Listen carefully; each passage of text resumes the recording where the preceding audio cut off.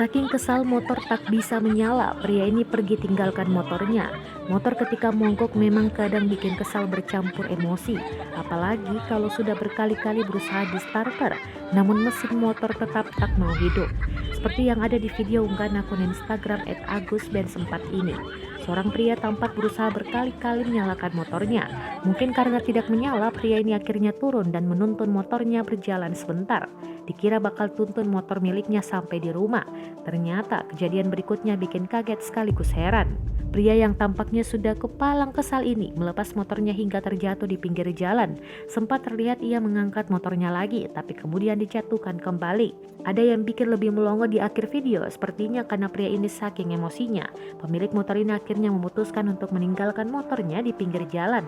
Ia pergi berjalan menjauh dari motor miliknya yang masih di pinggir jalan.